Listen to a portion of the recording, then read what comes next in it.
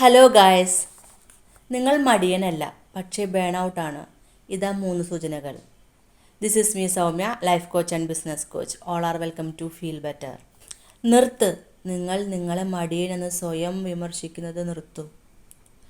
എത്ര ഉറങ്ങിയിട്ടും ക്ഷീണം മാറാത്തത് മടി കൊണ്ടല്ല. രാവിലെ അലാം അടിക്കുമ്പോൾ എഴുന്നേൽക്കാൻ തോന്നാതെ വരുന്നു.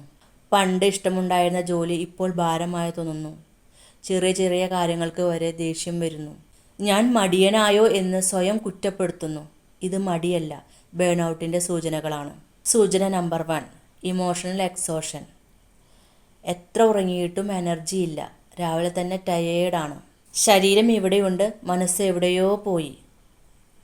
ഫോൺ സ്ക്രോൾ ചെയ്ത് മണിക്കൂറുകൾ കളയും. ഒരു കാര്യം ചെയ്യാനുള്ള എനർജി ഇല്ല. സൂചന നമ്പർ 2, ദേഷ്യം. പണ്ട് ഇഷ്ടമുണ്ടായിരുന്ന ആളുകൾ, ജോലി, ബിസിനസ് എന്നിവ ഇഷ്ടമല്ലാതായി തോന്നിത്തുടങ്ങും. ഇതൊക്കെ എന്തിനാ എന്ന് തോന്നും. ചെറിയ കാര്യത്തിന് പോലും പാർട്ട്ണറിനോടും ടീമിനോടും ദേഷ്യപ്പെടും. സൂചന നമ്പർ 2, റെഡ്യൂസ്ഡ് പെർഫോമൻസ്.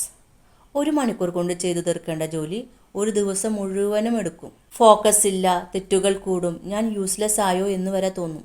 ഇത് കഴിവ് കുറവ് കൊണ്ടല്ല, ബ്രെയിനിന് റെസ്റ്റ് വേണമെന്നാണ് പറയുന്നത്. മടിയും ബേൺ ഔട്ടും രണ്ടാണ്. മടിയുള്ള ആൾ റെസ്റ്റ് എടുത്താൽ എനർജി വരും. എന്നാൽ ബേൺ ഔട്ട് ഉള്ള ആൾ റെസ്റ്റ് എടുത്താൽ എനർജി വരില്ല. ഇത് നിങ്ങളുടെ തെറ്റല്ല. ഇത് മാറ്റിയെടുക്കാനായി സിസ്റ്റം ചേഞ്ച് ചെയ്യണം. നമ്മുടെയൊക്കെ മൈൻഡ് സെറ്റ് ഷിഫ്റ്റ് ചെയ്യണം. ഇത് മോഡേൺ ലൈഫിൻ്റെ ഒരു റിസൾട്ടാണ്. പക്ഷേ നിങ്ങളുടെ ബേൺ ഔട്ട് മാറ്റിയെടുക്കാം. നിങ്ങളുടെ ലൈഫിൽ എമ്പതിയും ഹോപ്പും കൊണ്ടുവരൂ. ഏതൊരു കാര്യത്തിനെയും പുഞ്ചിരിയോടെ നേരിടൂ.